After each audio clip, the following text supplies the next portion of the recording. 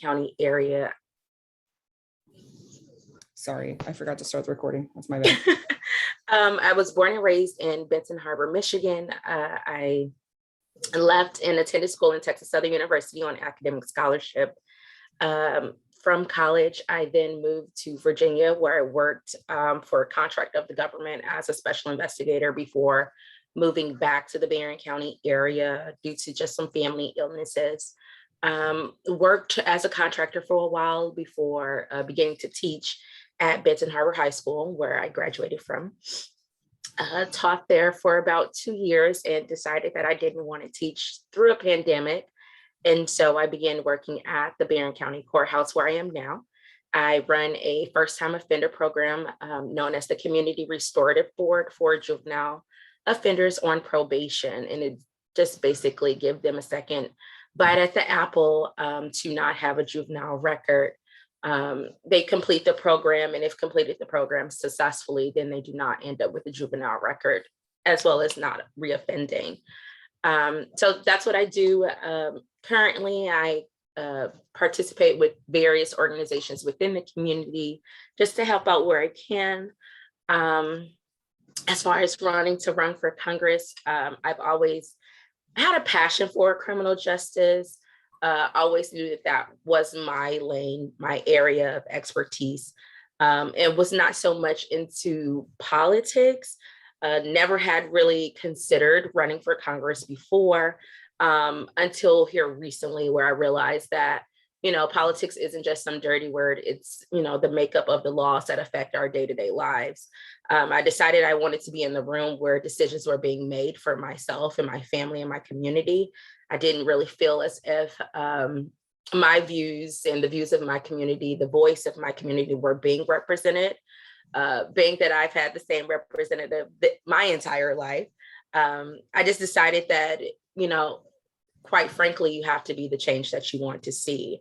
And I wanted to have a voice. I wanted to use my voice in that way. So I reached out to a few people to try to figure out exactly how do you go about running for Congress. It's been an uphill battle and so much to learn. But I am passionate about the things that I am passionate about, and I have no problem sharing that with others. So I look forward to this opportunity. Awesome. Well, thank you. Does anybody have any questions for Jasmine while she's here? Sure. Go ahead, Naomi. So, Jasmine, when you say that you don't feel your voice is being represented, could you just be a little bit more specific about that? I'm interested in, hearing a little bit more about that. Okay. I just feel as if when certain decisions are being made, they're not necessarily taking into consideration of the communities that are being affected or being served, or what's more important. I don't feel as if the things that are dire, that's directly affecting our communities are being talked about or being noticed in the forefront. I don't see many changes that is directly affecting and changing things, making life better for the likes of me and my community.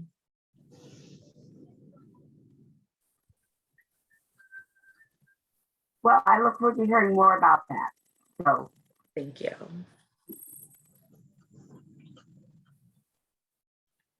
Anyone else have any questions? Mark has his hand up. I guess I think the answer from what you said is no, but have you run for any office previously? I have not. What made you think of starting? This is not a critical question. No, of course. We've had other people who've done exactly the same thing in the past. But what made you decide to run for Congress as an initial foray into electoral politics? Honestly, it's the biggest impact, where I feel that I can make the biggest difference, make the biggest change.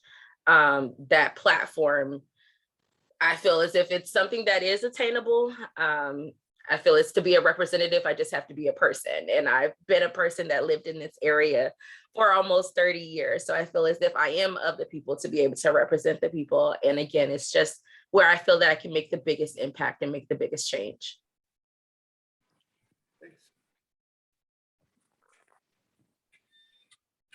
Have you been Any involved more? in the Go local ahead. Democratic Party?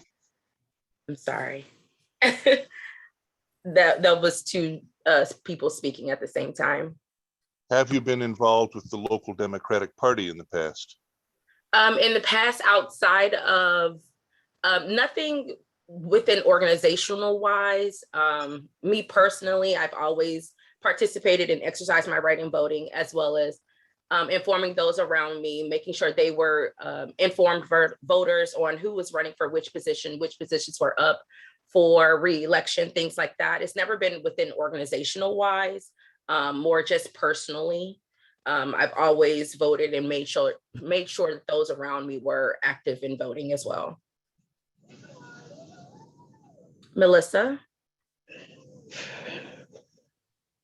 You're muted, I'm sorry. Good morning, Jasmine. I'm glad morning. that you're introducing yourself here. And kind of what Mark is saying, and again, no criticism, but Mhm. one of the things being in, I live in Benton Harbor myself, but trying to, find a place where you can impact change. One of the things that we all realize here is that one of the biggest changes that we have to make in our state is to flip our House seats. Right now, the Republicans, with the exception of our governorship, the House and the Senate are both majority Republicans, which makes it very difficult to get the kind of change that you're referring to. And I think that while it's, notable that yes, as a congressperson, you have a bigger area and a bigger thing, except we all see right now that Congress is kind of frozen. Mhm. So, I'm just going to suggest that maybe you look into coming back for or closer to home. And, we have the 79th House District currently and has been for forever held by a Republican. And maybe that is a place closer to home where you can impact change, not just within Benton Harbor and Berrien County, but within the state of Michigan that allows us, because as things have been shown for forever and a day, more legislation is passed at the state level than we have been able to pass at the federal level. So, you're welcome to join us. We have a meeting. I think I see our chairs here, so I'll let her extend the invitation, but we meet monthly and we have people, that are always looking for candidates local so that we can have a better voice here in Lansing. So again, thank you for coming. And I'm looking forward to hearing more too, but, just putting it out there that we do have positions closer to home that you might really get more of an impact from if we can happen to change our House. So thank you. Thank you. Hi, Jasmine. Hi. Yeah, I just wanted to introduce myself. I'm the chair of Berrien County's Democratic Party, and would be thrilled to talk to you about all kinds of opportunities to get more involved and figure out ways we can support you in whatever you decide to do in the future. Perfect. Thank you. I'll reach out. I know it's a little early to be developing policy, I guess, but it's never too early to start. What would be the big things that you would want to tackle from a policy position while you were running and if you were to be elected?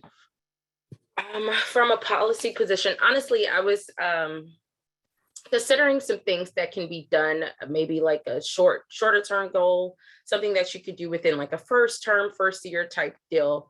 A few of those things is banning the box, and by banning the box is on like applications where it requires you to note that you are a felon for certain positions, housing, things like that, to not necessarily have that on the application, but let that come at a later time, because we know that sometimes when that's put on the application is thrown out without even, the due diligence. So that's one thing that I feel this is something that can be taken care of in the first term situation. Another is just how funds are distributed within our public school systems. versus possibly going into more law enforcement streams. And I know we have programs where we have law enforcement within the school system, but what exactly is that doing as far as taking money from programs, different things like that, that we can offer our youth? We spend a lot of money on policing the youth without providing them with tools and activities, things like that, that will be more beneficial. If we give them something to do, then we don't have to spend time policing them because they don't have anything to do.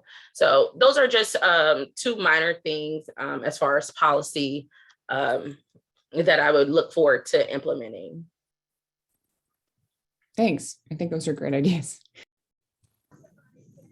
Does anybody else have any questions? Just raise your hand or react in Zoom so I can see you. I don't see anybody else. Okay. Well, thanks very, very much for your time. Really appreciate talking to you. I would definitely suggest get in touch with the local Berrien County Democratic organization because they're very well organized and are extremely willing to help. So best of luck. And we look forward to seeing you again in the future soon, hopefully. Okay. But yeah, a lot of it hinges on where our maps end up. So Mike, I see that you have your hand up. Yeah, I know you guys go through a lot what you guys are doing, and I have one of your I had one of your emails in my email, and one of my text messages about voting and stuff, and I kind of to ask you nice if you have any stuff for me to work on. I'd like to help you guys out with that. Can you remind me what county you're in, Mike? I am in Cavalier County. Kalamazoo? I'm in Cavalier County. Oh, Cavalier County. Yeah. Is that one of ours? That is not one of ours. I'm helping president in all the group of Democrat, and I would like you guys as email the person who likes to give me back on if I need any help with what you guys talking about, really. Okay. Yeah, no, the MDP is definitely doing a couple of things regarding voting rights, especially because the Democrats or not the Democrats, sorry. The Republicans are trying to get a ballot initiative called Secure My Vote with the MI, like Michigan. That's the most, oh, hold on. Sharon, you started sharing your screen.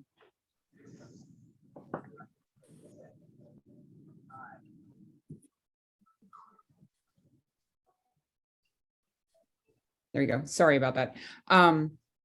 So they're trying to basically enact some voter suppression laws. So that's probably our biggest priority right now.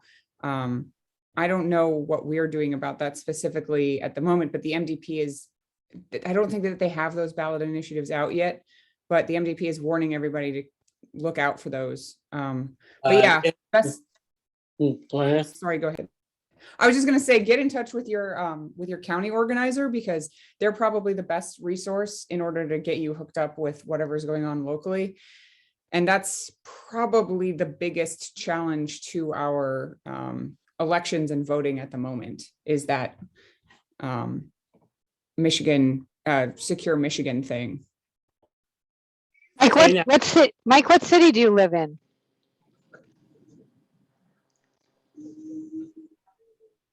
What city do you live in? CD is Langdon, North Dakota. In North Dakota? You're in North Dakota. Oh, well, we're in Michigan. Oh, okay. I actually work for a person down there in where you guys were. Okay, well, yeah, I would get in touch with them if you've got Michigan contacts. But I mean, anyone is always willing to volunteer for stuff, because I know when the elections get closer, we start doing phone banking, we start doing text messaging when that's available. So anyone is welcome to volunteer. But right now, besides just getting the word out, trying to get petitions signed for our governor, you know, the basic stuff, and also trying to find candidates for all of our various positions. That's our priority at the moment. But really appreciate your offer of help, and keep in touch. I got other question for you. Okay. I know you guys were gonna be involved with the governor down there. If you had a problem there, or give me the update. I have an email or my text message. If you have it down there, I'm trying to help you on that. Just for the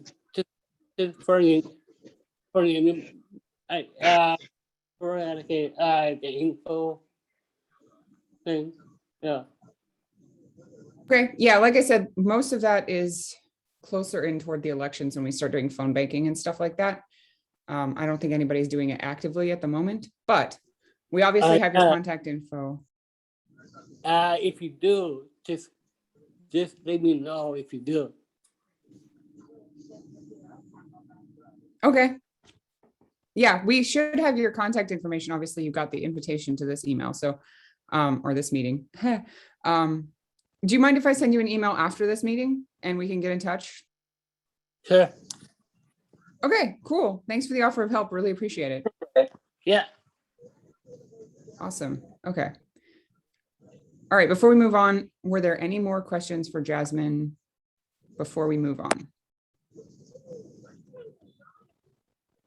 Okay.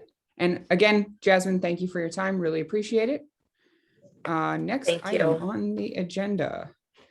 Report of officers. Do we have any elected officials first here who are available to provide a report and wish to provide a report? Mark, do you have anything? We have an election coming up, for at least for many of us, and we are right now, Monday, Kalamazoo Township will be sending out ballots, our absentee ballots. We have about 2,000 ready to go. So if you have an election and want to vote absentee, you can certainly apply right now. I can confirm I received my absentee application and returned it. So I do have a question for you, Mark. Given that we are in the middle of changing all of our maps, do they foresee that occurring before or after the November election? And what kind of effect is that going to have? It'll have no effect whatsoever on the November election because none of the districting has anything to do with the offices that are up for election in November. Okay, that makes sense. But the timeline for the Citizens Redistricting Commission, as we all have discussed here in this meeting previously, is extremely tight. And in fact, they will not be able to meet the constitutional deadlines. So that's going to be worked out in the courts because of all of the delays that happened with the census. Right. Jill, I see your hand. I just had a question about the process for rebalancing precincts within a township. Can you speak to that process? And it just seems so incredibly ridiculous that we draw the county commission districts first and then we rebalance the townships. Seems a little out of order.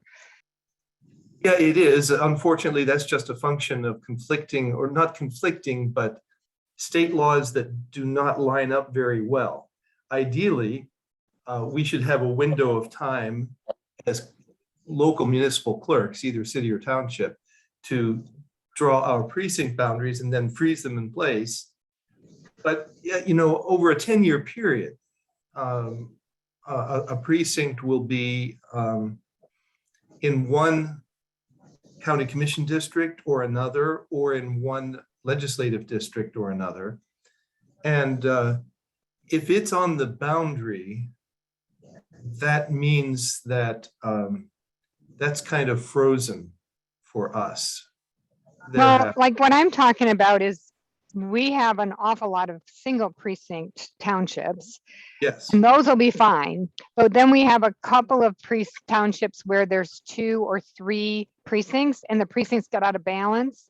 So like the one I'm thinking of is Door Township. There are 3 precincts. One of them has 3,300 people in it. One has 2,100 people in it, and one has 2,400 people in it.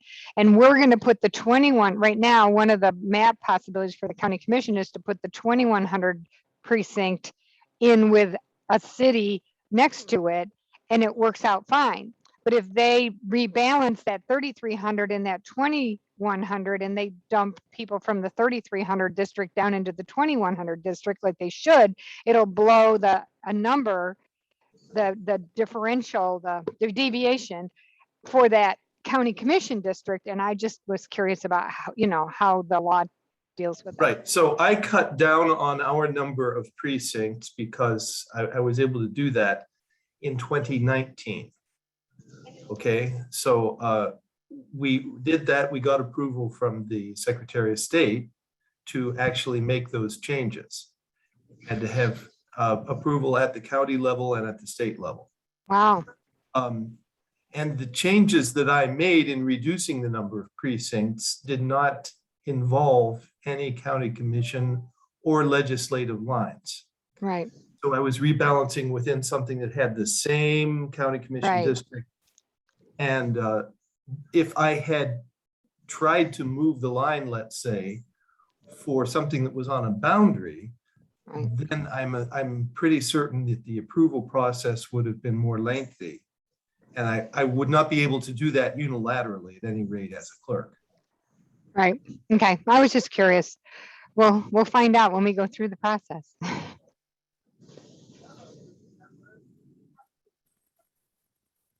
All right, any other questions for Mark before we continue? All right, thanks everybody. Okay, so chair's report. Besides everything that we've already discussed, RE, the MDP, their big priority that they keep reminding us in the chair's calls and just in general, again, is just inform everyone around you about this upcoming ballot petition for the Secure My Vote that the Republicans are going to be out circulating. I don't see anything in the communication from the MDP about the specific language that will be on that ballot initiative. But from everything that they're saying, it sounds like it's going to sound really great, like prevent voter fraud and all of that stuff. But of course, that they're doing that they're not doing that with the best intentions. They're intending to enact something very similar to like what was just enacted for voting restrictions in Texas, where you have egregious monitoring requirements on your absentee ballot boxes. You can't have absentee ballot boxes before the election, like the night before. They have to remove them. Crazy stuff like that. So that's the sort of things that they're trying to probably get enacted with this ballot petition. Just be talking to your groups, your friends, your family, anyone in your circles to let them know that if they see this ballot petition, that they should not sign it. It is not genuine and it's not in good faith. Melissa, yes, I see your hand. My understanding from some of the stuff I've been reading, and maybe Mark knows better, is that this hasn't even gone to the Board of Canvassers. The language hasn't. It's not set to go until like October. Mm-hmm. So is that so it's going to be a while. Well, I don't guess we can define a while, but that was my understanding, is that it's still, and I don't know what the timeline is after it goes to the Board of Canvassers. Do you know, Mark?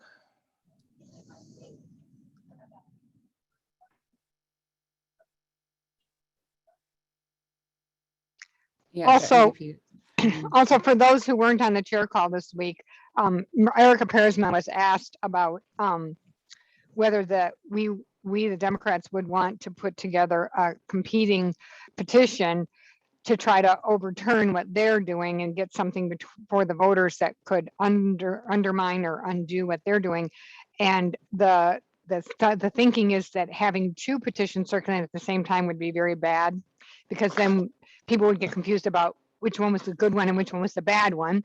And so there is discussion and talk going on about the possibility of having a ballot petition, but the thought is that it would not at all be introduced until they were through with their circulating period, so as not to confuse everybody. Because this is pretty scary, because it's not that hard for these fanatic people to get the number of signatures required. And then a very, very small group of people has been able to like impact the entire state. It's really kind of frightening to me. Agreed. So that's one of the reasons that the MDP is keeping this at the forefront of their communication at the moment. It's extremely important that we inform everyone that this is coming down the pipe. But yes, you're correct, Melissa. It is currently in the hands of the Board of Canvassers, according to the last email that I received from the MDP and what we spoke about on the chair's call. So yeah, no idea if or when that will be approved, but it's most likely going to come out sometime after they handle it. So keep your networks informed that, you know, this is not in good faith and it is not doing what they say it's doing. If they say that it's good for voting, it totally is the opposite. It's very, very bad for our democracy. From the chair's point of view, that is pretty much it. We're going to try, I have not directly contacted the Paw Paw Library recently, since I contacted them in August to try and schedule an in-person meeting. So our next entire district meeting would be scheduled for November. I'm hoping that COVID takes a turn for the better and that we can potentially meet in person before the holidays, but that is still TBD. I will keep everyone in the loop as far as that is concerned. But yeah, if there's anything that I can do for you from my position, let me know. I'm happy to help. I will go ahead and turn it over to our treasurer.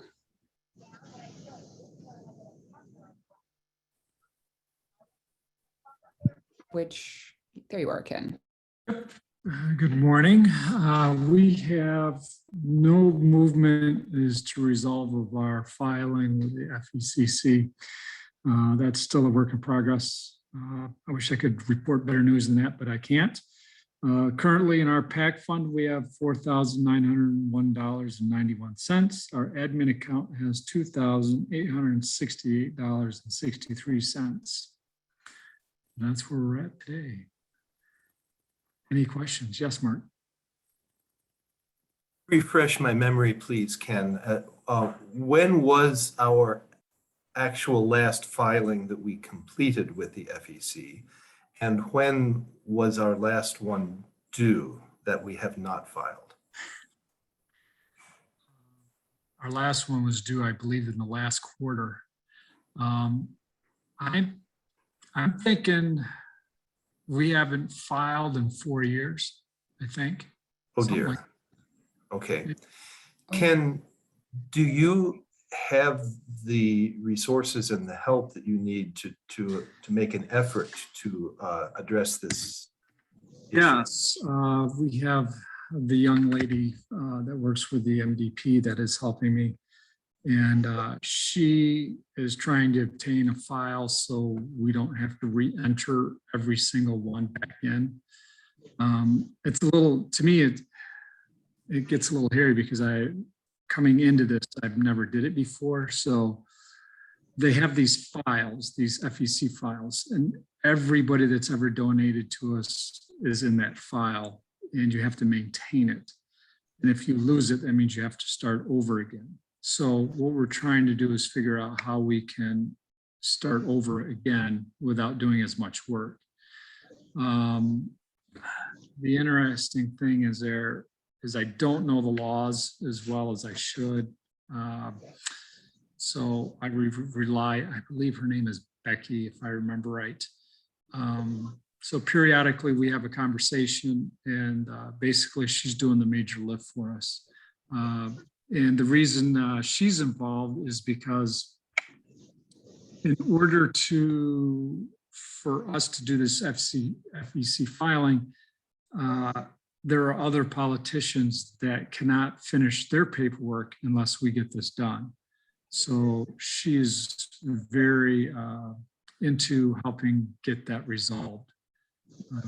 So like John Hoadley can't finish his filing until we get ours done. And I believe there's another politician as well besides John that can't finish his until we get ours done.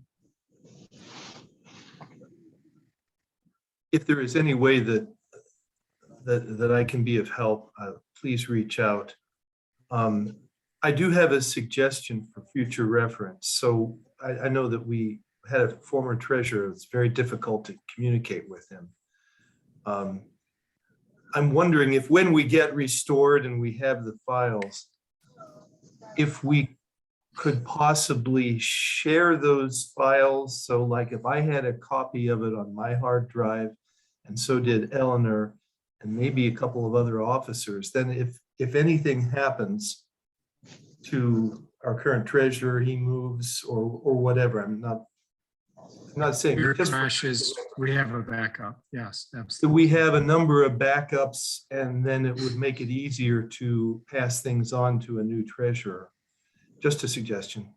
No, that's a great one. And I'm sure once we get this thing put back together and on the rails, I think that we'll definitely be having those discussions and who has access and who to make sure we don't have to go through this again.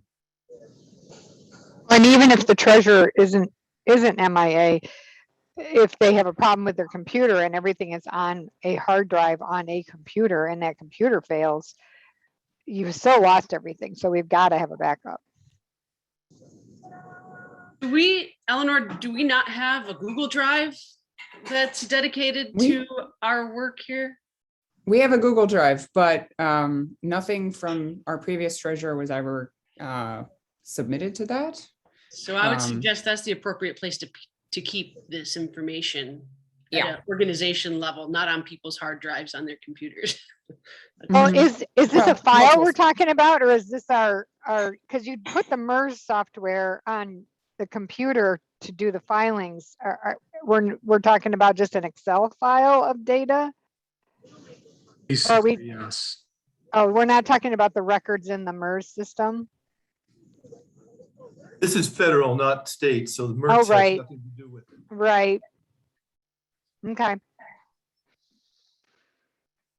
Yeah, and I have assisted someone when I was volunteering for a campaign, assisted someone filing similar stuff from a campaign point of view. And the software that the federal government gives you it's very weird. Mhm. I don't know if it's still very weird, but it was extremely odd and very opinionated. Yeah, well, the MERS isn't much better. None of these systems MERS are. is awful. I'm dealing with that for another organization, the Justice Caucus. Yeah, they're all awful. MERS is like getting a master's degree in Windows 95. Exactly. Now, we have the Act Blue records, though, right? Those are electronic. We can download those, right? Yes, but that's only one part of the whole. I'm not sure how we're going to do this. It's definitely way above my level, and I'm just patiently waiting for my next direction as to what to proceed to how to make this come out. And the woman that you mentioned, she's with the MDP, or? I believe she was. Yes. Okay. And I cannot think, I'm drawing a blank on the woman's name, but the person that provides all the support to us for treasurer issues is with the MDP. And if somebody can think of her name. Yes, I know who you're talking about. Yeah, I'm drawing a blank, but she's really knowledgeable. And given this is a pretty serious issue, she should be tapped also. Unfortunately, she is at the state level. She's not federal. Right.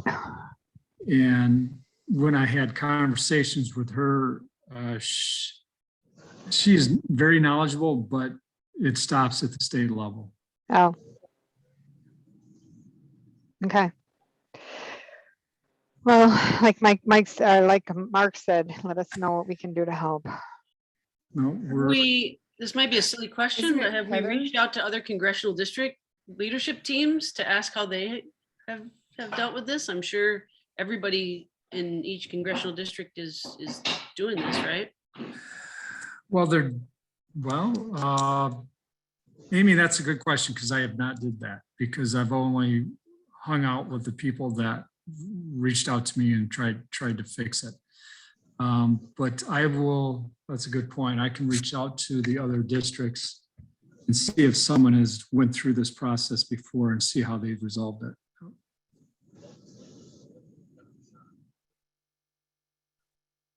I believe the woman who's helping us is Heather Ricketts, right? That's it, Ricketts, yes. Yeah. Okay. I was gonna say I'd have to go back through my emails to find her. Any other questions for Ken before we move on in our agenda? I just have one other question. Sorry, Rick, I saw you raise your hand there. So have we tried to get a hold of John's Yes. brother? Yep, and I've had conversations with him. And the data that he had, we've lost. So he lost it because the files were lost? He lost access to the computer that it's on. Oh. Got it. Okay, that was my last question. Thanks. Okay. I believe committee leadership is next, and Rick, I believe you are next in line. Sure. Yep. Good morning, everyone. I can share a little bit just to refresh everybody's memory. I'm the current chair of the Candidate Recruitment and Campaigns Committee for the 6th Congressional District for as long as we may remain the 6th, and if we all stay together, depending on the new lines that are going to be drawn. I can give you a brief update real quick, and then Austin, you're on the meeting, correct? Austin Marsden? Yes, Yeah, I'm here. Hello. Austin, I will share my report with you in a Google Doc so that you don't have to worry, because you're the secretary, correct? No, Nathan is. Nope. Is Mason on the meeting? Nate, yeah, he is. Or Nathan, excuse me. I'm sorry. Nathan, you're above Austin on my screen. Nathan, I will share this with you. If you could put, I don't know if I have your email address, but so you don't have to take notes. I'll share my report with you directly or via Eleanor. So just to get you up to date, the last meeting we had, it was suggested that I have a contact with Dr. Long John, the candidate, former candidate for Congress, Democratic candidate for Congress. I did reach out.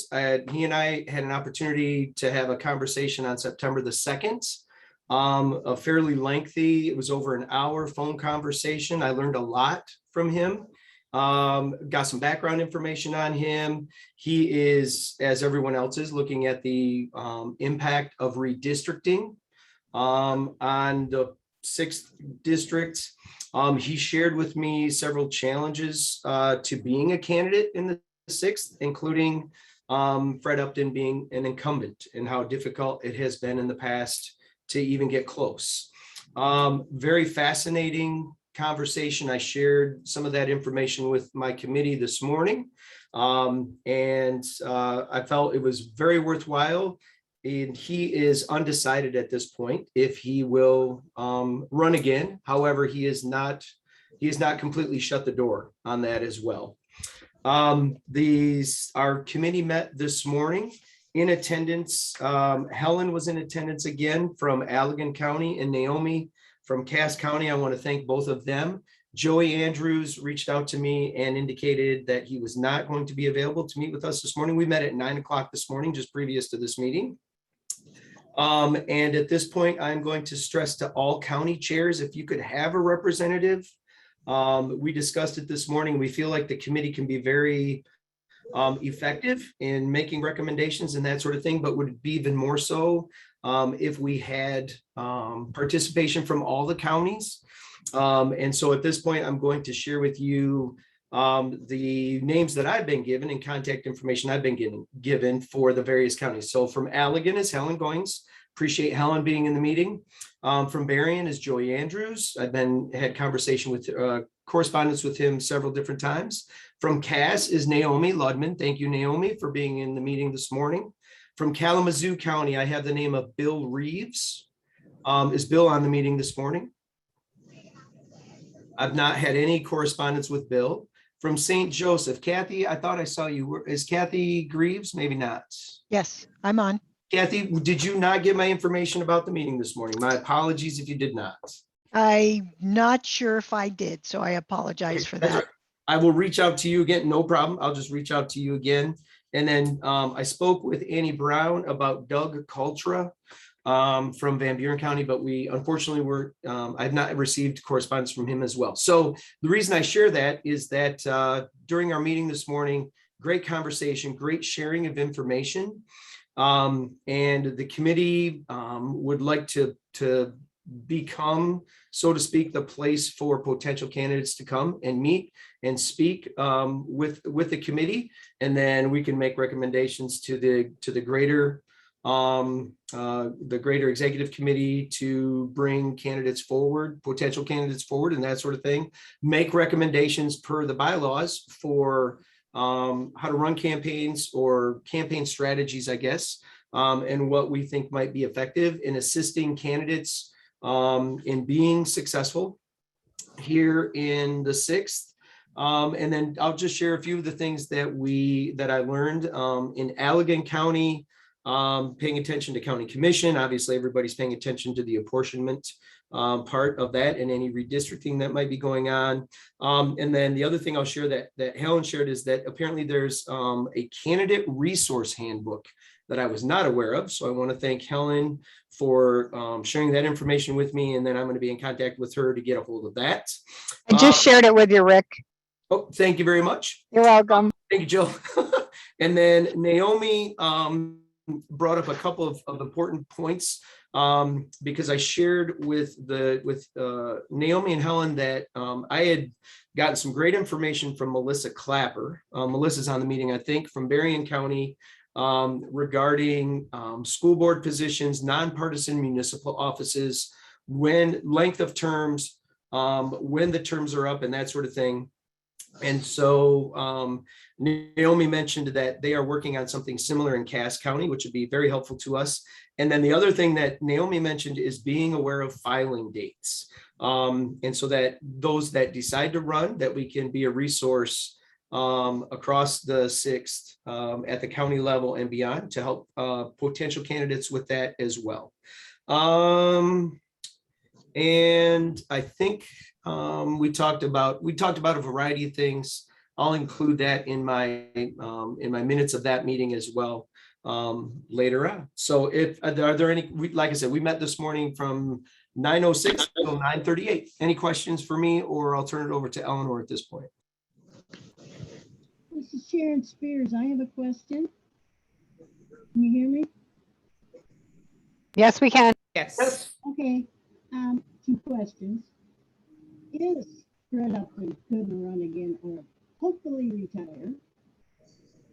And there were several candidates that we have. It was Matt Long John. And maybe they'd be interested in running again. There was about 6 or 7, I don't know. Mark would probably remember who, but a lot of good ones, really. And one of them even ran for mayor of Kalamazoo, Benoit, I think. I was just curious. I thought that Matt did get the closest we've ever had anybody get against something. His failure was to keep saying he was a doctor when he was not a medical doctor. Is that the correct definition of it all? He was a medical doctor though, wasn't he? Was he? I don't remember, but I remember there was. Yes, he's a medical doctor, but he's not practicing medicine. He is using his medical degree in community health. Yeah. That's correct. Yeah. So that may have been the turning point. But he was closest of any candidate in the years I followed it. But one thing I think he failed at, because I volunteered in the Kalamazoo office, he had a separate office. and we couldn't even give out stuff. He had it giving out his, and I thought that was a negative to me, you know. Sharon, what county? Sharon, what county are you in? Kalamazoo. Kalamazoo. Do you know Bill Reeves? Is Bill on the meeting? Bill Reeves had been previously on this meeting. I saw his name. I think he has dropped off now. So however, he just resigned yesterday. He sent to the Kalamazoo KCDP Executive Committee his resignation as chair of the candidate recruitment committee there. Sharon, would you be interested in filling that position? Because I think your voice would be beneficial to the group. I'd consider it. I'm retired. Yeah, Senior that'd be housing. great. I have And a maybe- very small. Sure. So if I could suggest to you, maybe reach out to your chair, the Kalamazoo County chair. Yeah, I'm kind of been out of the loop, you know, lately. Because I'll tell you some of the things that you mentioned are part of the conversation we had this morning. And it would be great to have your voice, add your voice to that committee. That would be great. So we're talking about campaign strategies as well as candidates, kind of evaluating and analyzing what's happened here in the past. I'm learning a lot. I have a meeting with George Franklin set up for next week as well. He was I'm trying to learn as much as I can and try to be as make it to contribute to the best that I can as well. But anyway, that would maybe be a suggestion that I would make. Reach out to the Kalamazoo County Chair. like to repeat, I've been kind of out of the loop lately, and you know, I just missed the county meeting, and I wasn't quite sure if it was on Zoom or where it was. Mark could tell me that. I was trying to understand that. But Sure. yeah, I don't know if we're meeting or what's going on. So I'm out of the loop right now. So Yep. it would be hard to get back in. Yeah. Okay. Yeah. All right. Thank you for asking. That'd be great. Any other questions? Sorry. I just wanted to comment that one of my visions for this committee, and it's a vision I have at the county level, but I'm thinking it's probably more likely to happen at the district level first, and then we can build from there. But my vision was to take and you know what, if Eleanor, if you wanted to give me permission to share my screen, or do I have it? I guess I have it. You should be able to. All right, let me, so the candidate resource manual is in Google Drive. This is the table of contents. And every county, I would encourage every county to email me and I'll give you view access to this. And then you're just gonna do file and make a copy. And then you can start, making your own version. So there's a section where you talk about the demographics of your county and the current map of the county and such. But one of the things that I envision for our county is that we have a team of resources for candidates. So the main teams that I have envisioned is a field team. So people who know field, who like doing canvassing, and I would include phone banking and field just because it's about voter outreach. A couple of 2 or 3 people that are van experts, so that there's a local resource that can help people get up to speed. And it's not just about how to use van and how to create a list and that, but like, how do I want to create the list? Like what is going to be my strategy and how do I leverage van?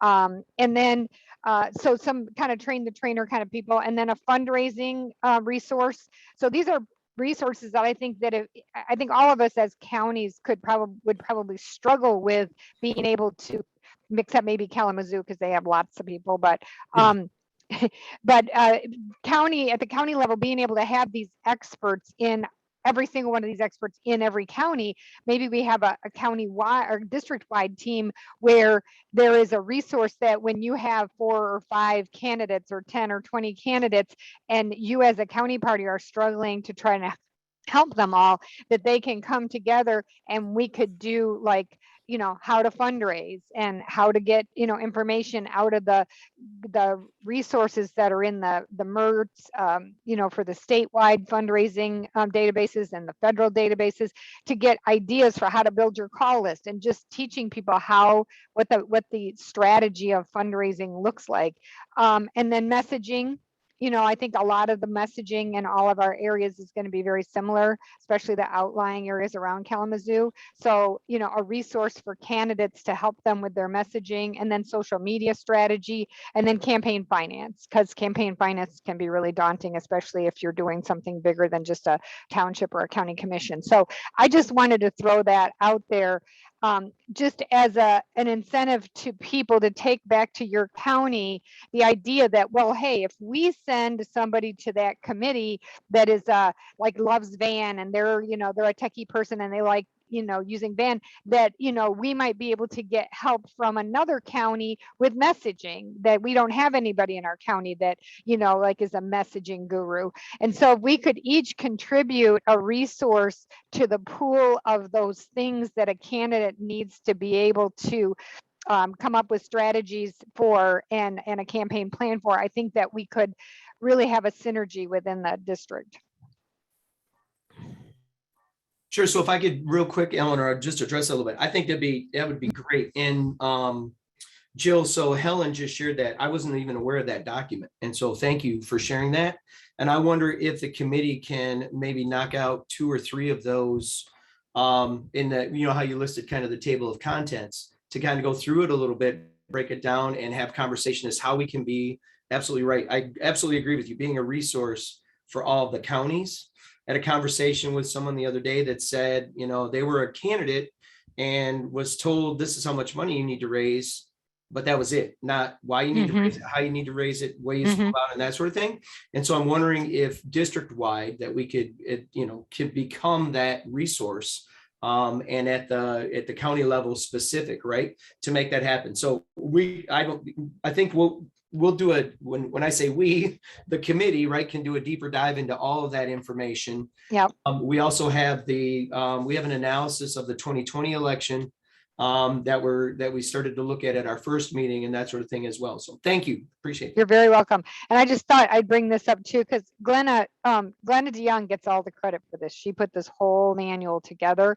But you know, one of the things that was awesome is that they put together, when Christy ran for county commission, Glenna put together, you know, like the bare minimum, bare bones, you know, that you need to be able to do the basics like yard signs and lit and, you know, and whatnot. And then, you know, medium, if you can raise more money, then probably put it into here and here, and then optimal, you know, the max. So it really gives you a structure, and then you can, you know, it helps to create that framework that then you can fill in, you know, how you want to do your budget and how you want to run your campaign. But the information in here is super helpful. I mean, Glenna did a hell of a job as a first-time campaign manager for Christy, and she took all that she learned and she put it into this document. So take advantage.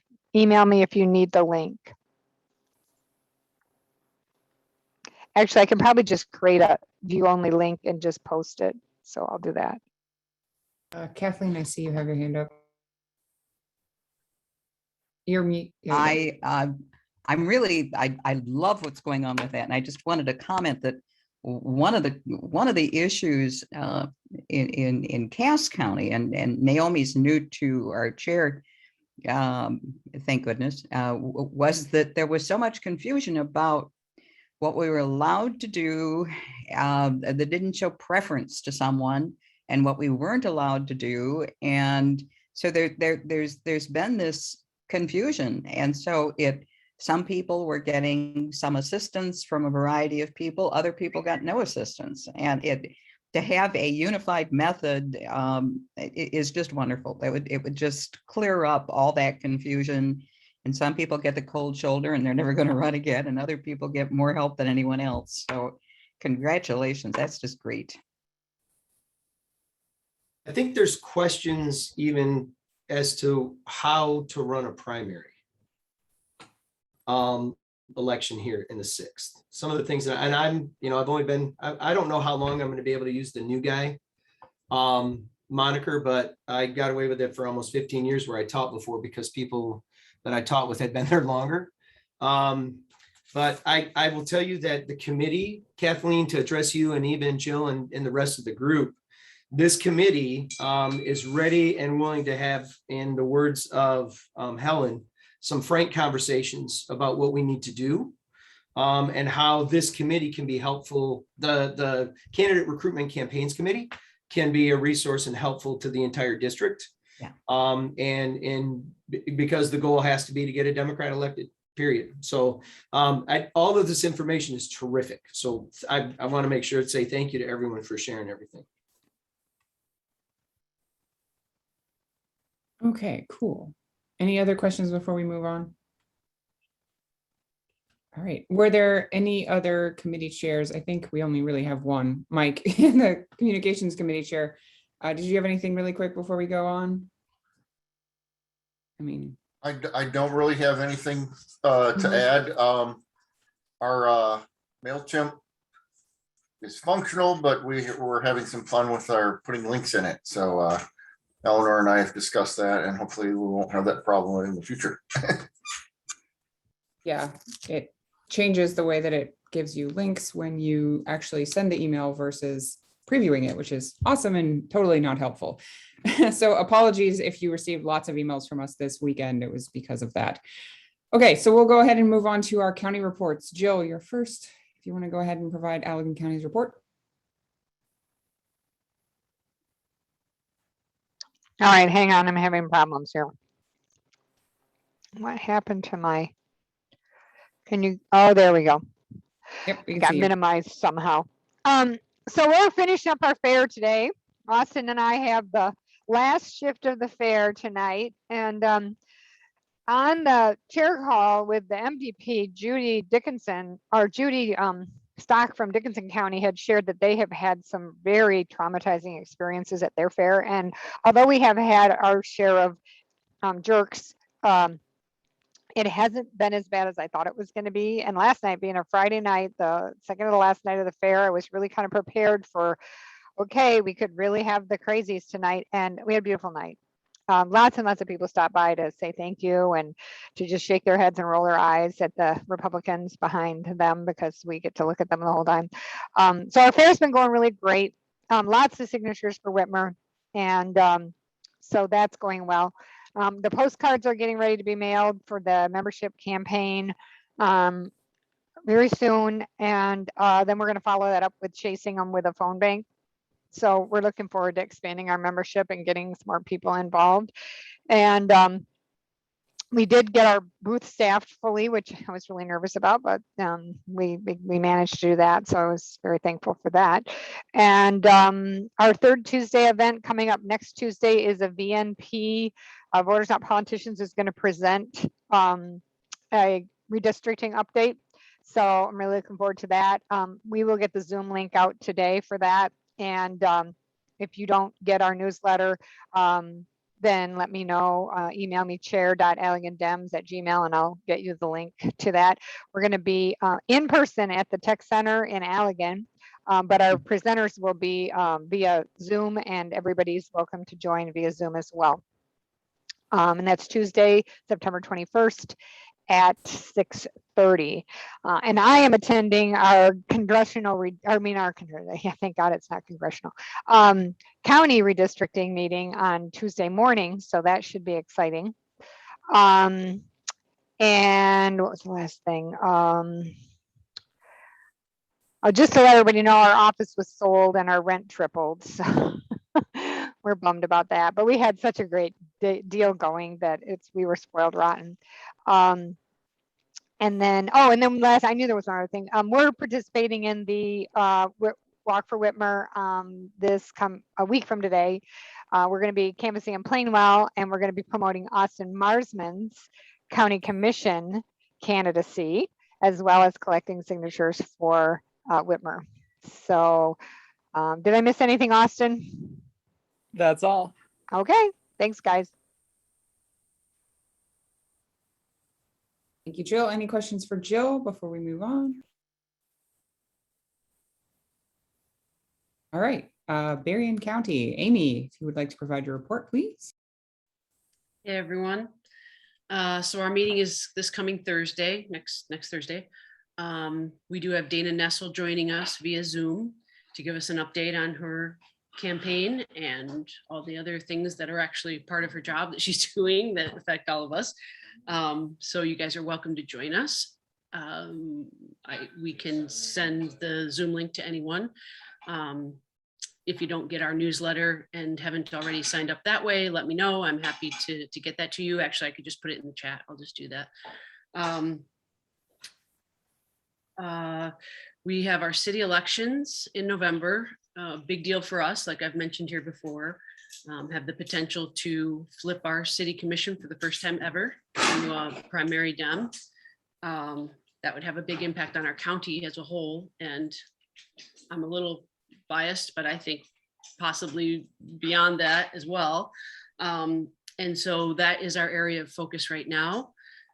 And then we will switch to walking for Whitmer and all of that good stuff as soon as we get through the city election. I had my second redistricting meeting for the county yesterday. Went pretty well. I think it's pretty clear that we are much more prepared on our end, thanks to Joey Andrews and others who have helped with really figuring out what those maps should look like so they actually are fair. Primarily Joey. There really aren't too many others that are helping me in that process. And so feeling pretty good about that right now. We have another meeting in 2 weeks where we probably will, in the interim, I am submitting our maps and I think we have a pretty good shot at getting some good maps. So that's very positive news. That's all I can think of unless there's someone else on the call who has something that I'm not remembering. I don't know if Melissa or Eric or any of those people are still here. Yep, Eric's still here. Karen. Nothing to add. Good job. Karen, anything you want to add about, oh, South County fundraiser. South County fundraiser in 2 Saturdays, right, Karen? It's going to be a big, wonderful event. Would love to have anyone join us who's interested. And yeah, again, if you want more info about any of the stuff that we have going, you can check out our website or email us for more info@berriendems.org. Thank you. Thank you, Amy. Any other questions for Amy before we move on? All right, Cass County.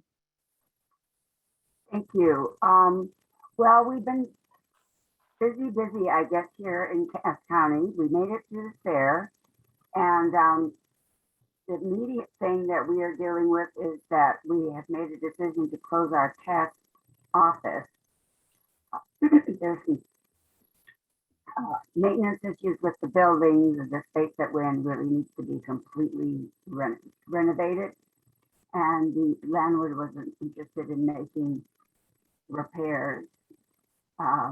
So we are relinquishing our space in Cass and consolidating everything into Wajak. So those of you that want to come down to Cass County, that's where you will find us from now on. We were able to renew our lease of the Wajak through the midterm election. So we're pretty happy about that. We've been involved in a number of just community activities. The Wajak has, the Chamber of Commerce has a number of festivals, events for the city, and we've been involved with those as a way of interacting with our community. We've really been encouraging all of our townships to look at what's going on in the community and to become really active both in community events as well as attending township meetings. And so we have groups that are doing that. We just feel that one way we can deal with this sharp divide that we have between Democrats and some Republicans, I don't want to put them all in that category, is to try to just be involved in the community together so that we can they can see that we're people, we're not horrible Democrats. So that's one thing that we've been sort of working on. We had this all in my head and now it's disappearing on me. We are getting ready to do a membership drive similar to what Jill was talking about. We've joined in with the cards that Rural Caucus is printing for us. So once we have those cards out, we'll follow up with phone calls, try to increase our membership and find support in the wider community. We will be doing some canvassing to collect petitions for Whitmer. And what else are we gearing up for? Kathleen, help me out here. I know there's a couple other things, but they are escaping my mind at the moment. So I guess that's all I could think of at the moment. One of the things that I wanted, hello? Hello? We can hear you. Okay. One of the things I wanted to mention, when Naomi mentioned the Cass office, it's the Cassopolis Village office. Our office in Cass County has been in Cassopolis. And most people within the county call it Cass, but it's really, it will now be in Dowagiac on 204 South Front Street. And yeah, we're looking forward to that move. Naomi met with the redistricting committee, and I think she probably has some things to report from that. Thank you. Yes, as with most of you, our redistricting committee is made up of four Republicans and one Democrat. So I did present a map, and it's kind of a courageous map to put out because we currently have 7 commissioners, and this suggests that we reduce to 5.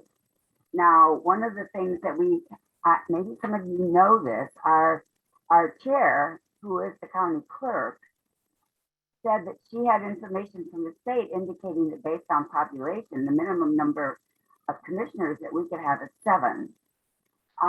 But she's not sure that's entirely accurate. So she's going to follow through on that and find out. So if indeed we're mandated at 7, then we have to present a different map. But the map I presented is a good one because it keeps all township boundaries intact, which from the clerk's standpoint is ideal. So I'm hoping we'll be able to move forward with this 5-person map. It actually didn't meet with gas resistance from the group. Even the Republican chair said that it was something to consider. He didn't have a map to put forward. So I thought, well, we'll be the first. So we'll see what happens.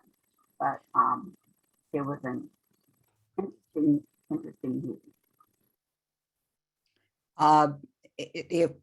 Joey Andrews was of assistance on that, and I can't help but think that Joey knows that the number 5 is acceptable, and we understand St. Joe counties have 5 county commissioners. So I hope that's not going to stand in the way. It was one of the fairest maps I've seen. So we can hope.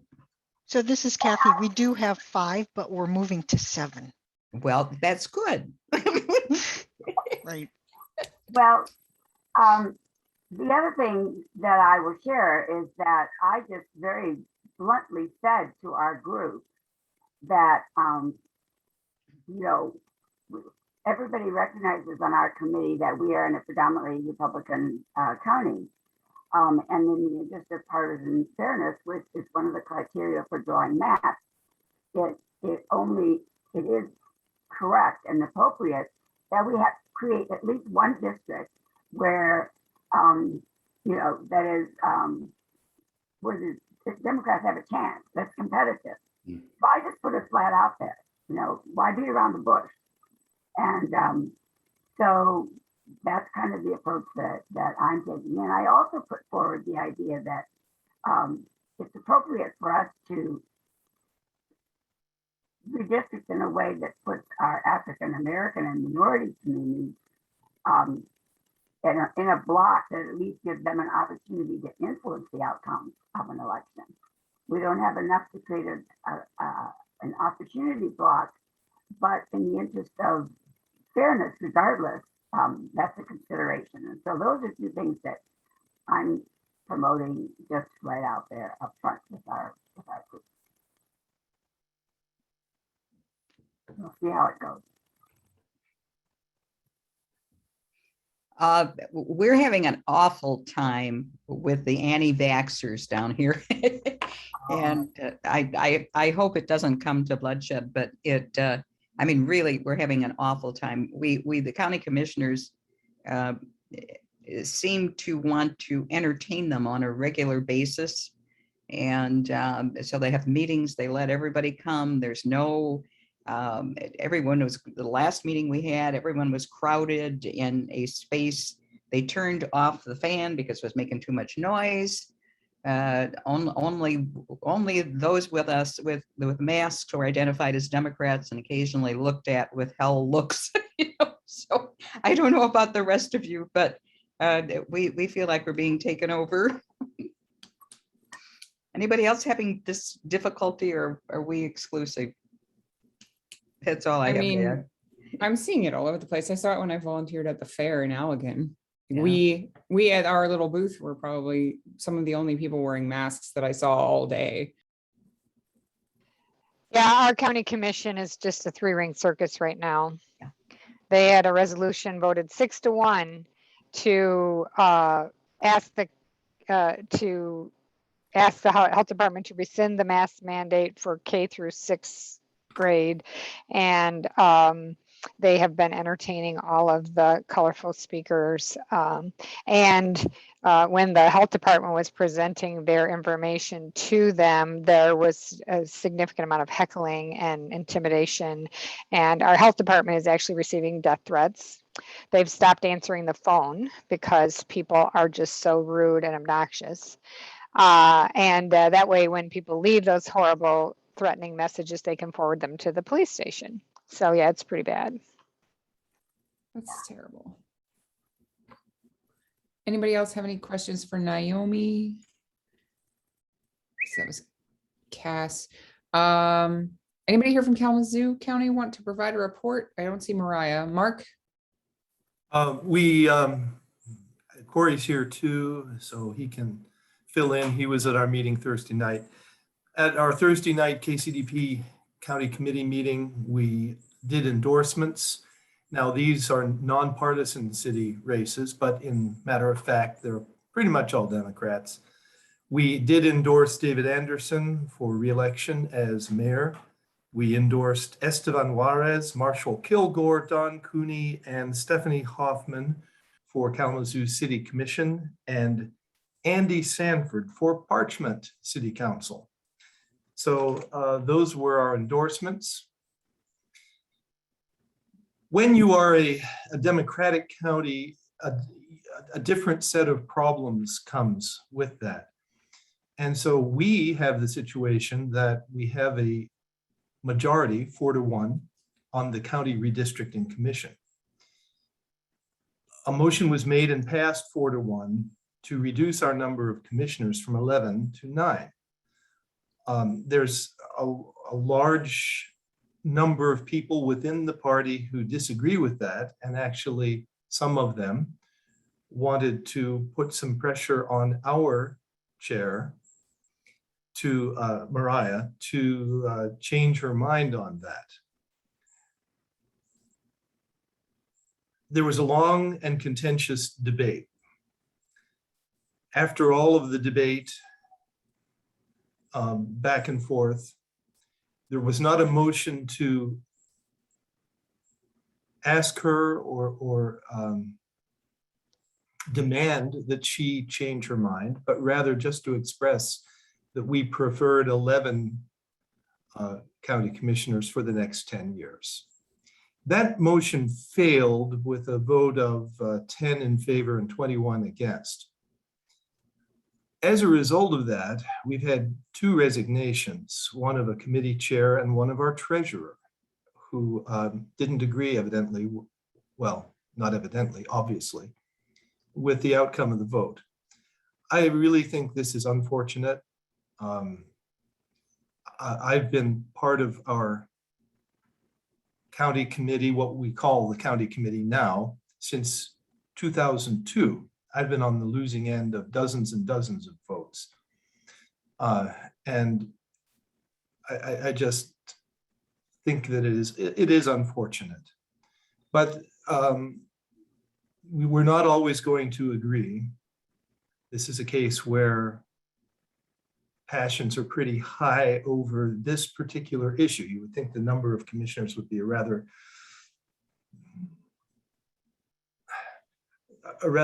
dry topic, but it isn't. There are tremendous passions around this, of representation, of the workload, and many other factors. So I guess that's something to think about. Maybe the rest of you don't have that particular problem because you're not in the majority. But it's not all sweetness and light once you get a Democratic majority. That's my report. Thank you, Mark.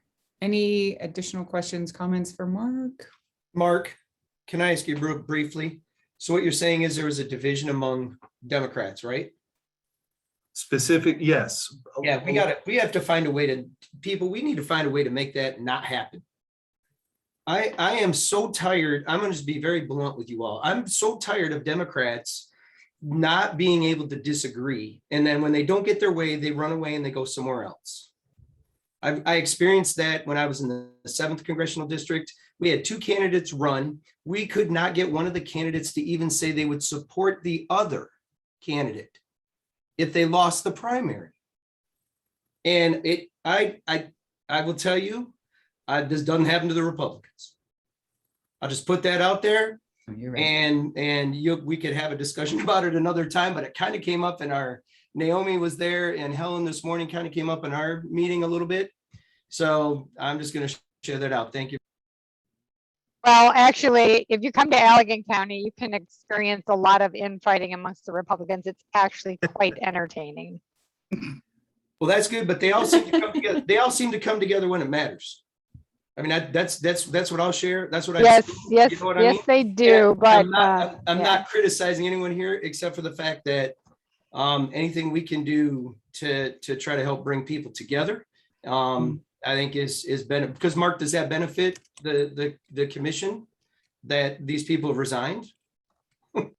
Absolutely not. But I don't know that there is an answer to this sort of thing.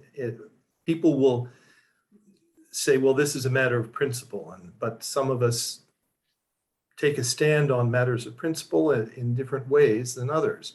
Again, I've been on the losing end of dozens and dozens of votes, and I'm still here until y'all kick me out, because the Democratic Party is still the major force for progressive change in our state and in our county, period.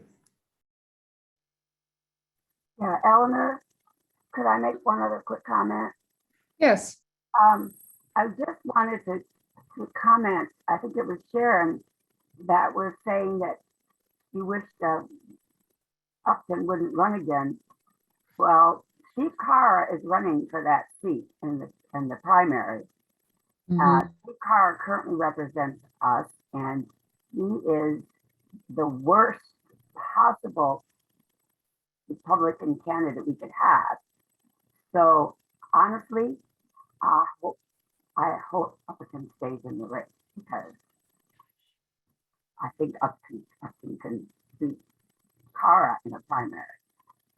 If we end up with Carra as the candidate, we're going to be in for a vicious campaign.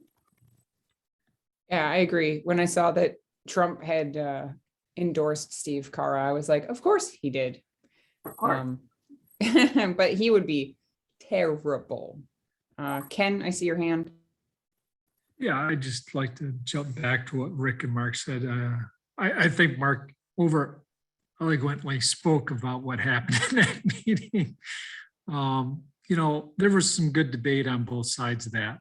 And I definitely, I went into that meeting in favor of one way, but I totally see the other side's point. But I know what the four individuals are thinking without even having a discussion. They're looking at having a super majority, and they're gonna remove a Republican from some seat. Now, which one that is, I can't tell you. I haven't seen any maps on that, but I know what they're thinking. That's the process. But Rick hit the nail on the head there. We eat ourselves from the inside out. I mean, the Republicans aren't our main opponent. We are our main opponent. And it in the last couple of months, what I've seen at the KCDP is kind of troubling, actually. The infighting that's going on, and it was a little bit more of an eye opener. And I've had some conversations with some long-term KCD peers, and they said, Ken, it seems like the more success we get, the worse it gets. And I don't know if that's because we're bringing in so much more people in under the tent, what brings their own ideas. And I'll give kudos to Mariah. She lets people speak. As long as you do it appropriately and stay on task, she lets you speak, and you get to have your 2 cents be heard. Yeah,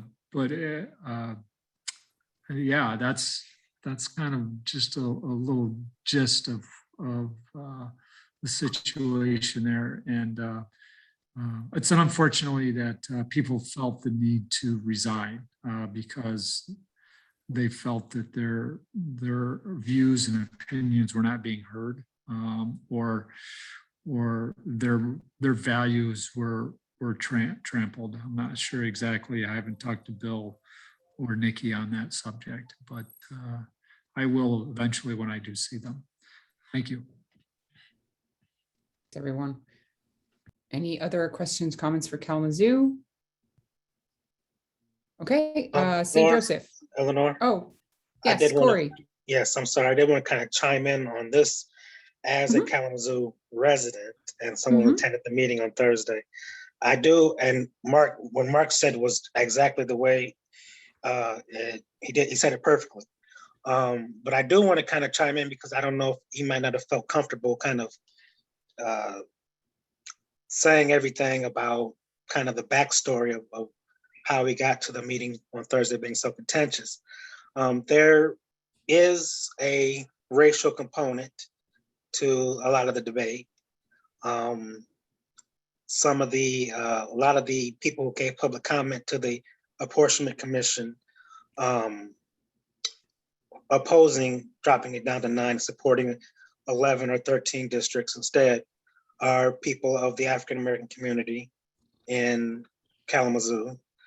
Some leaders of African-American organizations also weighed in on their opposition to dropping it down to 9. And so that, I think it's a sticky issue, and it's an issue that people really don't feel comfortable talking about. But I feel it is also important to include that a lot of the people in opposition to dropping the number of districts down to 9 in Kalamazoo County are people of the minority community. And so I just wanted to add that element that to the conversation so people know that that's kind of the root of the debate. And a lot of people, and there are other things that happen in Kalamazoo County that I won't get into that have kind of racial undertones that kind of have a lot of people upset here in Kalamazoo County. And when we talk about unity with the party, if we have one side of the party that feels that they've constantly been silenced time after time after time, and then we go to them to ask them for their votes in the future, that's where we kind of run into an issue where we don't understand why there is so much division in the party. But the KCDP has a long history of infighting. That some of it has to do with racial issues, but also has some to do people just having strong personalities and wanting to see things their way. I'm sorry to hear. I didn't hear till Mark said what he said about our treasurer and our about Bill Reeves. I didn't know that till just today, just now. So it's unfortunate that they felt the need to resign. So I'm hopeful that that won't stifle the progress of Kalamazoo County. So that's all I want to say on that issue. Thanks, Corey. All right, let's go ahead and move on to St. Joseph County. Hi, everyone. Just a couple of things from us. First of all, we're moving our office into a storage facility this afternoon. So we're pretty much closed down in the office. We'll look to start working virtually once this is all taken care of. It's been quite a process to actually find a storage facility, let alone get people together to move the office. We won't be participating in the fair this year. We just have not been able to get enough involvement from volunteers. So we've decided to pull out of the fair for this year and then regroup and get back there next year. And then lastly, in terms of redistricting, I mentioned earlier, they're looking at going from 5, the number we have now, to 7 districts in St. Joseph County. So 2 meetings have gone on. The first meeting, we, to be honest, weren't aware of. Got the minutes from that first meeting, and then one of our representatives, our party treasurer, tried to attend, and they wouldn't seat her because she wasn't the chair. And I guess that's being new to the position, something I wasn't aware of. So we'll be there for the 3rd meeting, beginning of October. But I know somebody mentioned getting Joey involved, so I'm going to drop him a note and see if we can't meet before that next meeting in October. And I think that's all that I have from St. Joseph County. Thanks, Kathy. Any questions, comments for St. Joseph County? Okay, then Van Buren, anyone here from Van Buren to provide a report?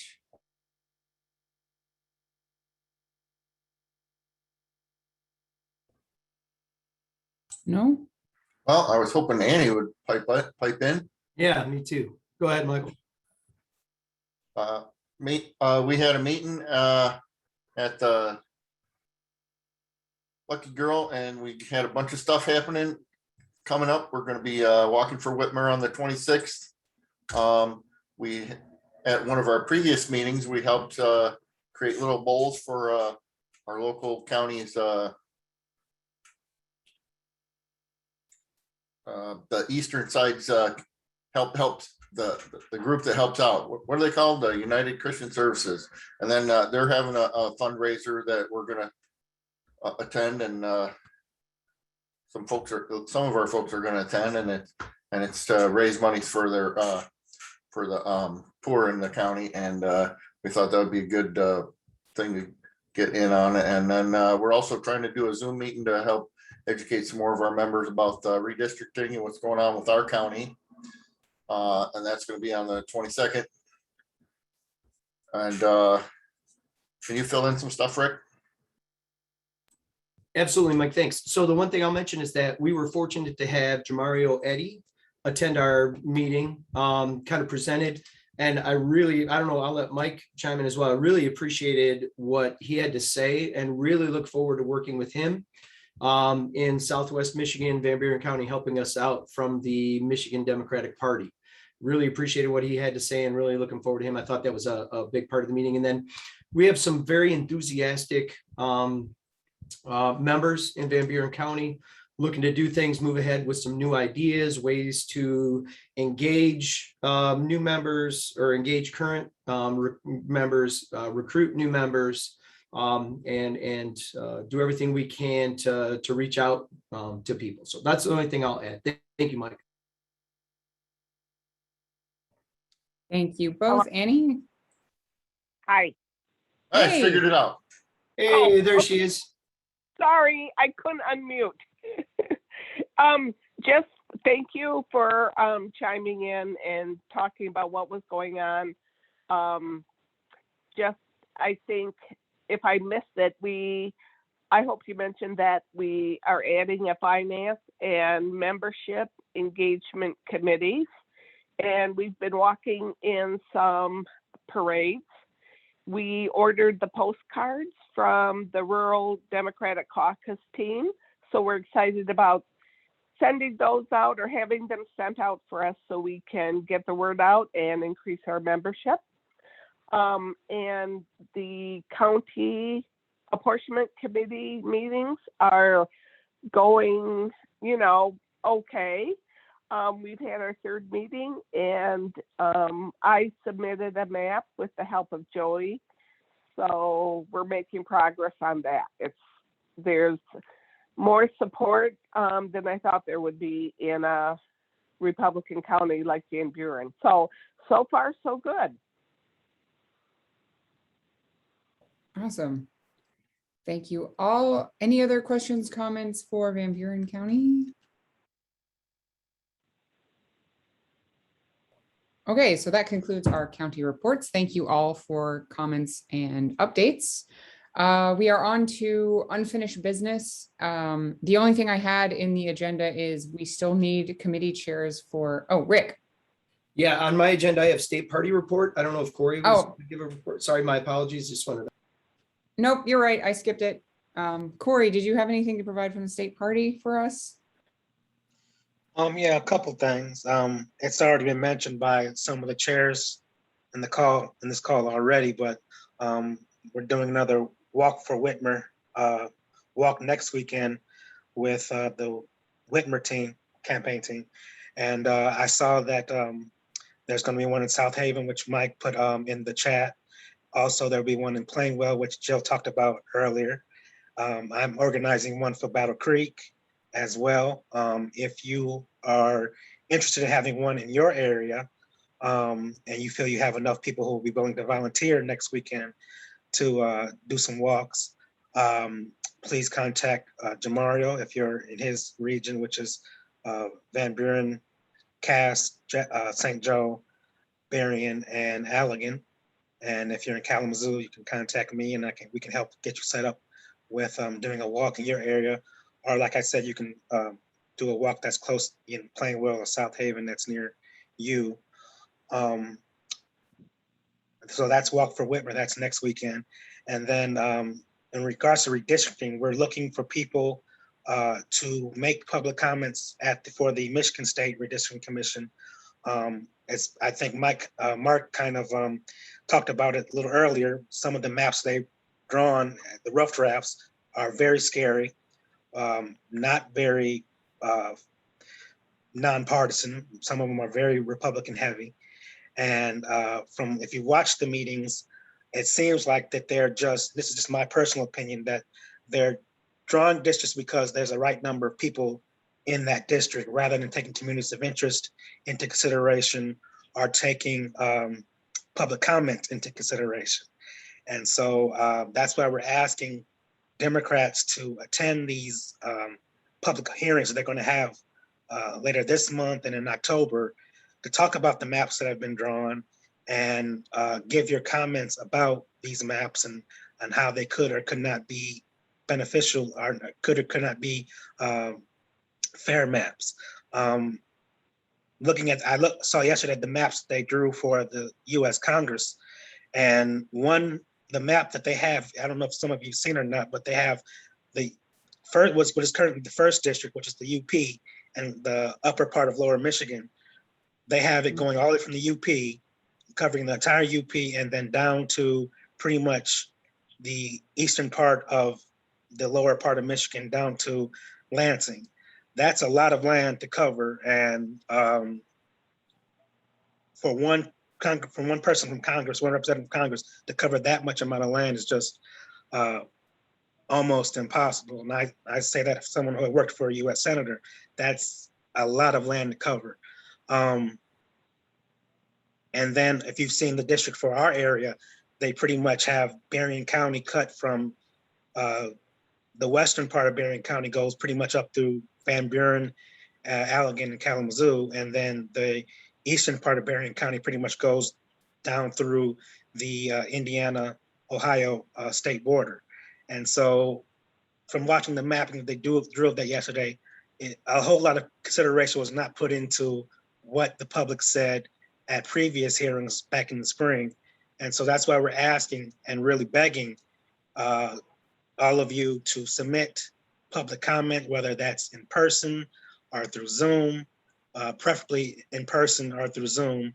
But if you really feel that you can only do it through written comment, that's fine too. But the commission needs to hear your voices and needs to hear your opinions and your views about these maps they've drawn.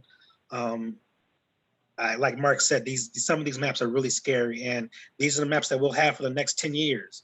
And we were talking about finding someone for, to run for Congress or run for state Senate and state House. These are the maps that we're going to have to work with and organize within. And it's better for us to have fair maps than maps that are just drawn for convenience because it has the right number of people in there without taking the communities that people live in those communities into consideration. So if you'd like to get help with that, if you'd like to get help with getting help with your public comments, we can certainly assist you with that. Our redistricting person is Emily Boyer.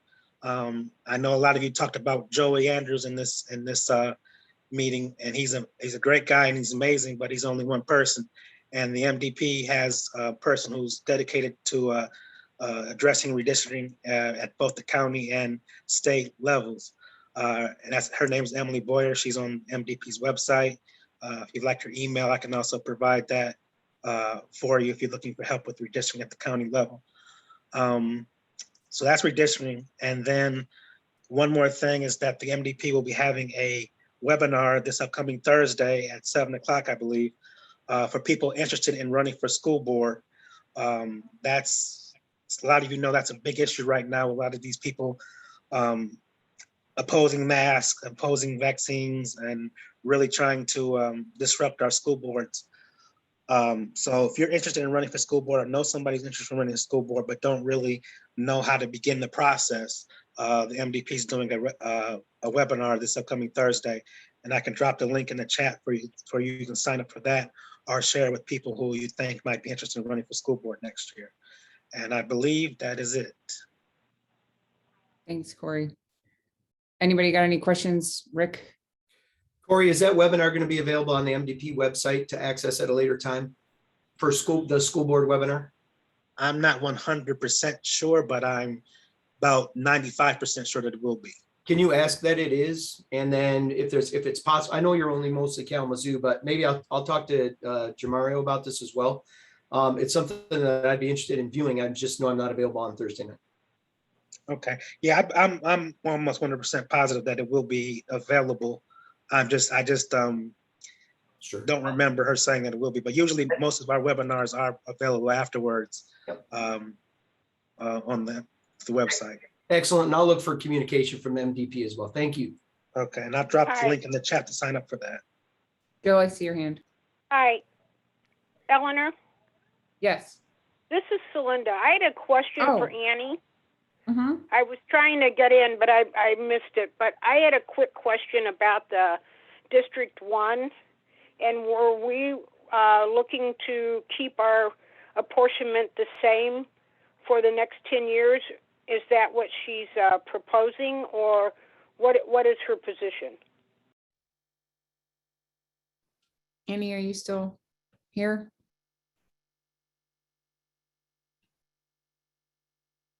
If you're here, I don't see Annie. I see her. She's on the phone, but she's Hi, I was asking. Yes, I was asking about the reapportionment for Van Buren County, and whether or not we were proposing to keep it the same. and I wanted to know what our, our position is. Well, Celinda, I can tell you this, you're talking about the county commissioner district Hello? one? Are you talking about I'm county? talking, right, for Van Buren County. Yep, go ahead, Because Annie. we're playing, well, if it gets changed, we would lose the only Democratic county commissioner we have. And I recognize that, we're looking to the future, but our greatest choice is keeping it the same for purposes of at least having one person on there.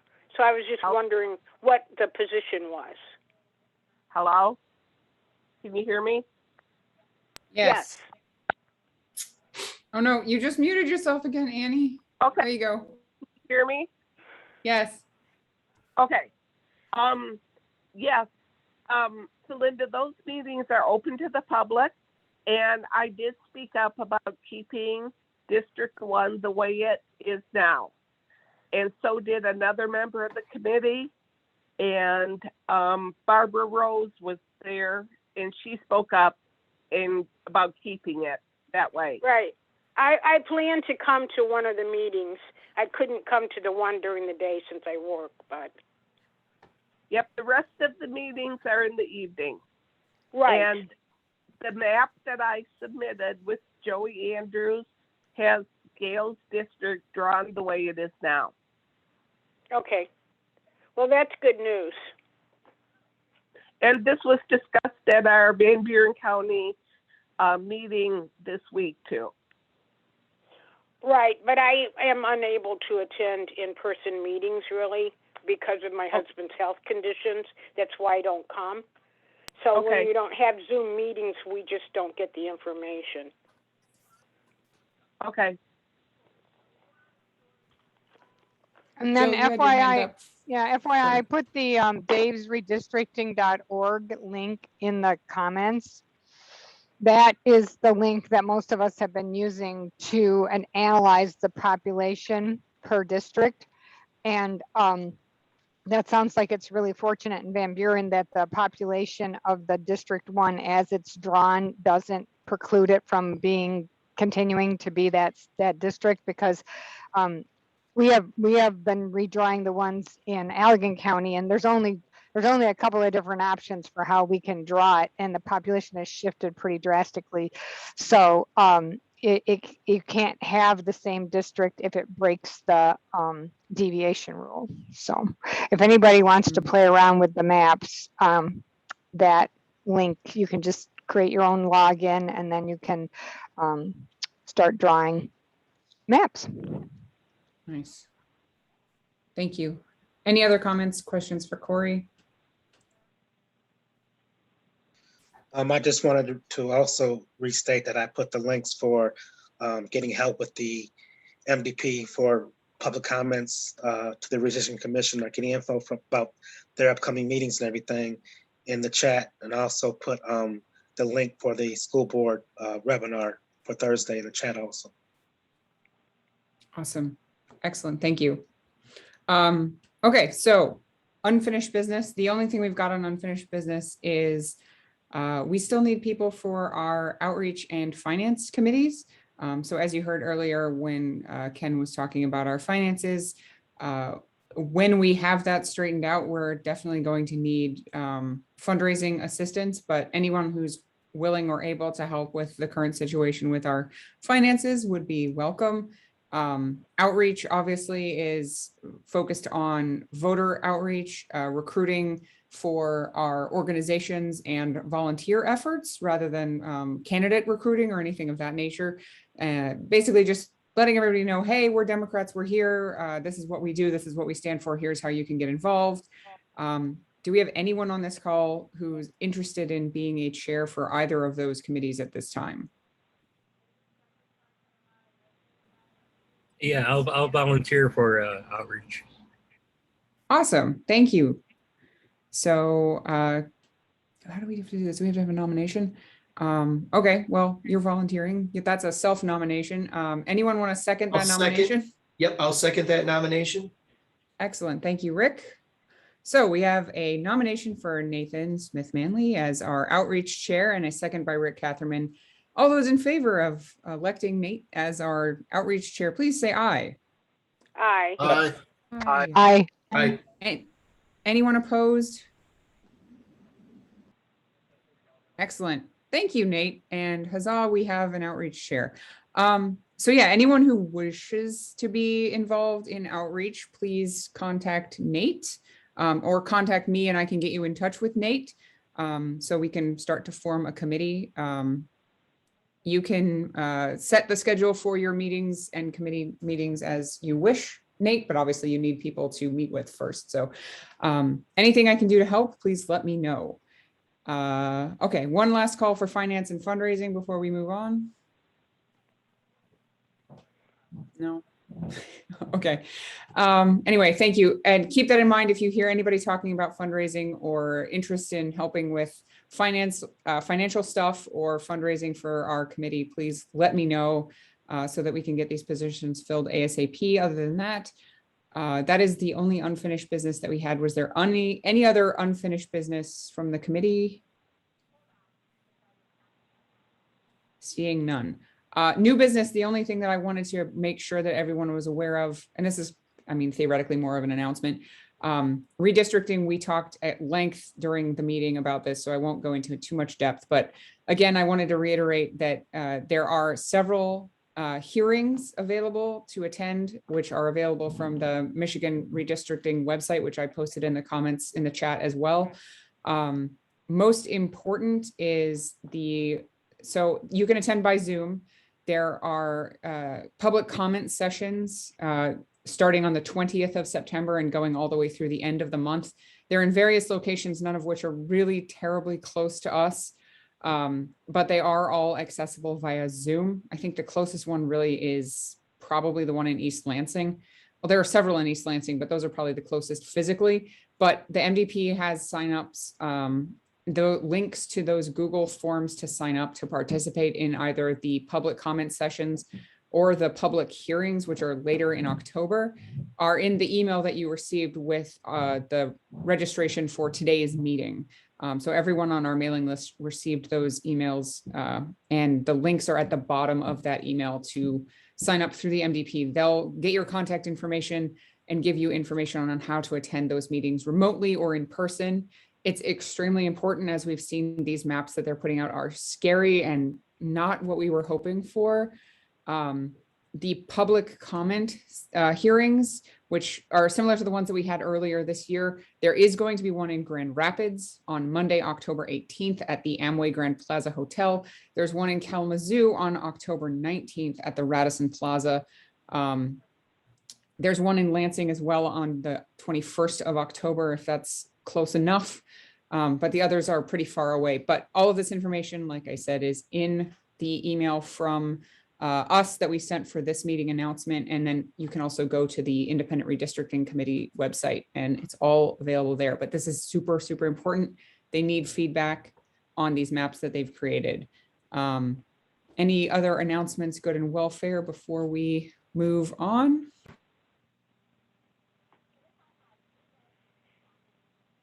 I don't see anything.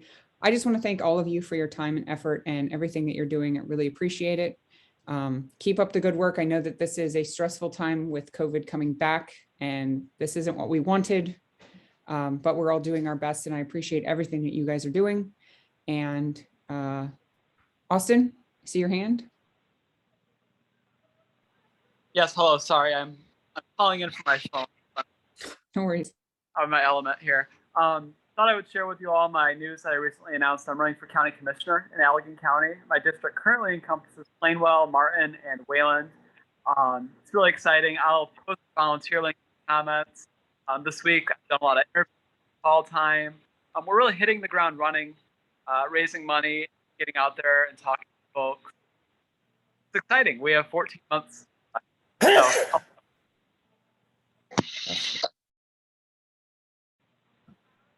Thanks, Austin.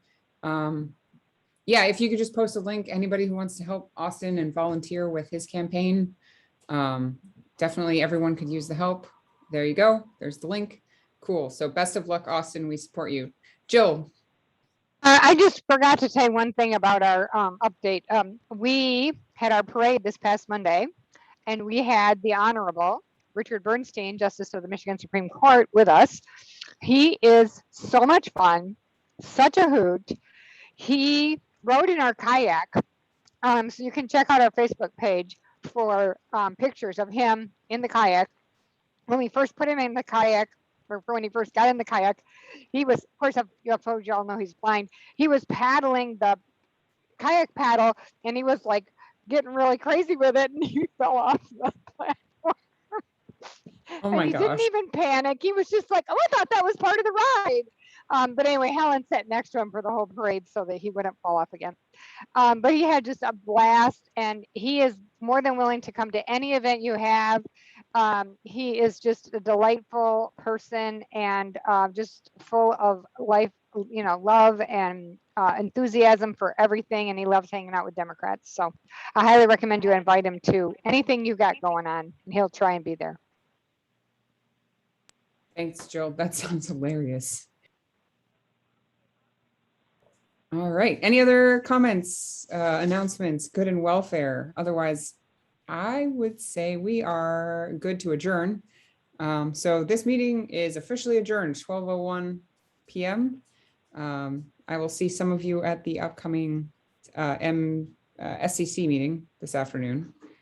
But otherwise, have a great evening, have a great afternoon, and be safe out there.